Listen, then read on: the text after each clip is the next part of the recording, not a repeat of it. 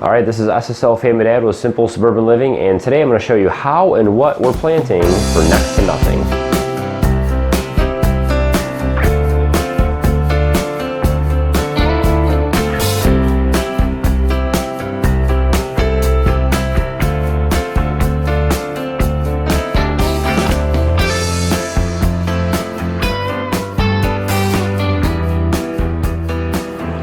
All right, so springtime is approaching and all of our seed starting madness has begun, as it does every year around the April to May time frame, just depending on what we're planting. Now we're here in Michigan, and so depending on the spring, we might have a late frost in May still, so we can't really start a lot of seeds outdoors.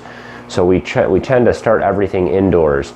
Every year I'm trying to expand this operation a little bit more and more, and this year I've taken over the aquaponic system completely to use all the grow lighting and space and all that kind of stuff. So let me take you in first and show you what we're using to start our seeds as far as soil mix is concerned, and as far as containers and lighting and all that kind of good stuff.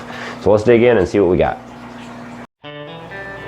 Alright, so I think this will work best if I take you off the tripod and swing around and check all this stuff out. So first we'll start off with what we're using to germinate or start the seeds. We do all this for just about free. I've got a few things that I've bought over the years, but everything else is pretty much free. So we'll start with these containers, and I did a video on this last year about starting seeds on a budget. We use these takeout containers. They have a clear lid on them. Fill these up with dirt, and then you can plant your seeds pretty much spaced out in here. So you could probably get like 8 plants in this one. Put some water in there, obviously, get them good and wet. Close the lid, put this under a nice warm light or in a window sill somewhere, and this thing will sprout seeds quick. So this works excellent. Once the seeds are hitting the roof of this thing, it's time to move them out into bigger pots, and I'll talk about that later. So another thing we're using this year is these clear plastic egg cartons. We don't actually buy eggs because we have our chickens, but neighbors have donated a lot of these cartons for us to store our eggs in, so we have extras. And just I cut the extra lid off of this, and this works excellent for germinating seeds. So obviously fill with soil, give a little bit of water, and then close this off, and I taped them shut so it keeps them nice and secure. And you can see I've got one over here. You can see all the humidity and warmth in there, so it gets the seeds started pretty quickly. Most all of our seeds have germinated within 7 days, most of them within just a couple days. And so these clear plastic ones work excellent. I also have one of these Jiffy starting kits here. I've had a couple of these. I'm down to this last one this year. But these can reuse every year, and you just need to buy new little pots, Jiffy, whatever they're called, peat pots for them. And these are 50 packs. You can grow 50 seeds in here and germinate them all at the same time, which works very well. So we usually do it in rows. You can see we've got kind of labeled on the side there.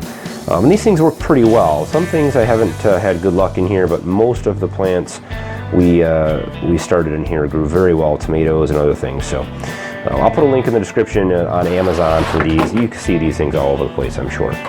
But very inexpensive, and you can reuse those. So also just regular old egg cartons, the biodegradable type. These will work great.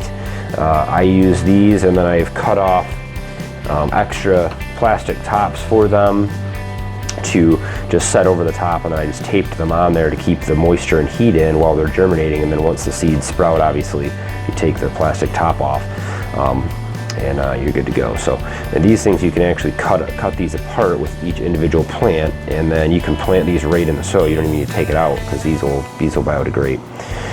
So I'm also starting in these cups, just any container I can find. This is a cucumber growing in here, and some other stuff that hasn't sprouted yet. These are Easter egg dipping color containers.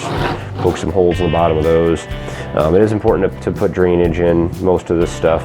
I don't poke holes in the bottom of these egg cartons, the plastic ones. I'm just real careful with how much water I add. You don't want them sitting in there and making a swamp. But the soil mix I'm using is, I just keep this bin down here, and this is a mixture of worm castings, and I did break down and actually buy a bag of potting soil this year, which I normally do not do.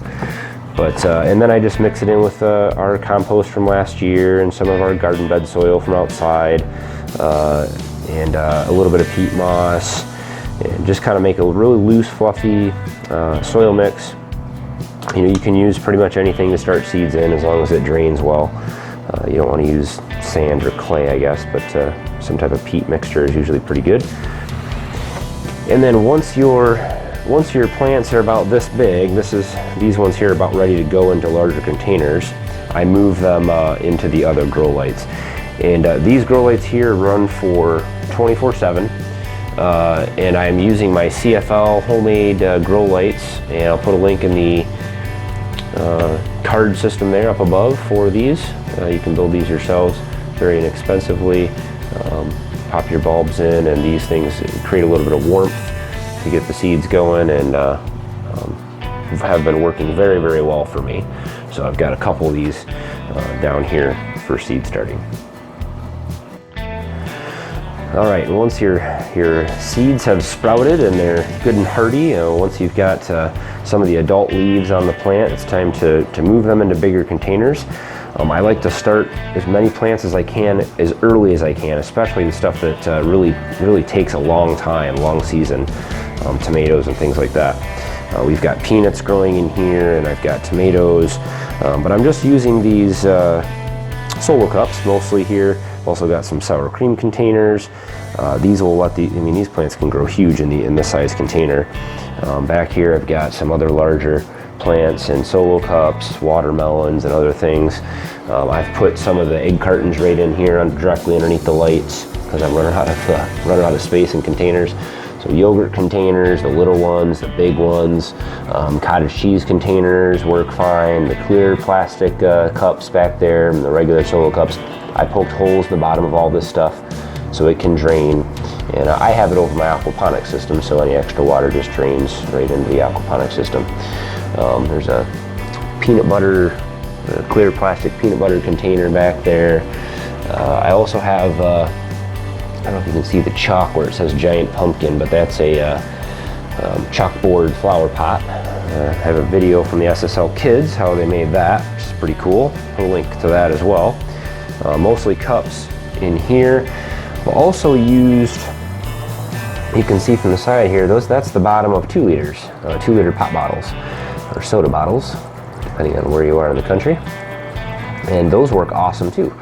So just cut those in half and poke some holes in the bottom and fill them with soil and plant away. I've got some other little pots that probably some flowers or something came in. I save all that stuff. More of the chalkboard flower pots here. I'm reviving one of our aquaponics bell peppers.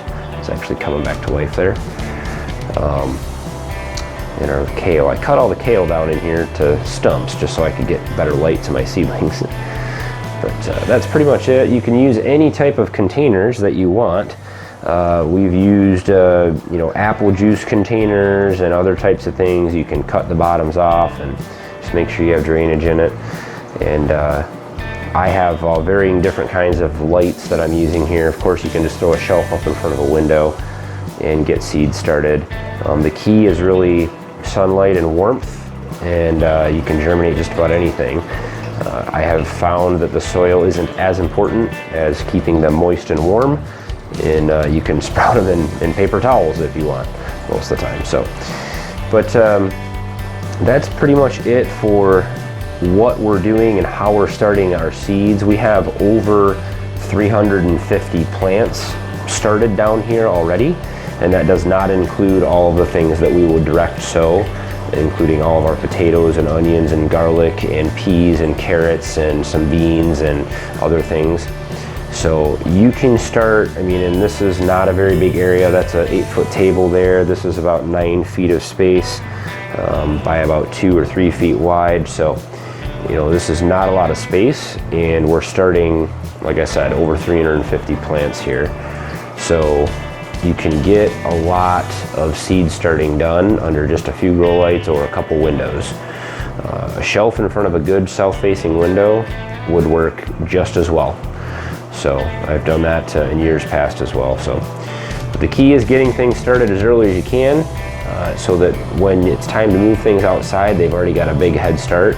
You can get an enormous amount of production out of like tomatoes and things like that if they're you know, already producing tomatoes by the 4th of July. So, but hopefully this was informational, guys. I just wanted to do a quick update. I'm going to do another follow-up video to this that will be specifically on what we plant and why.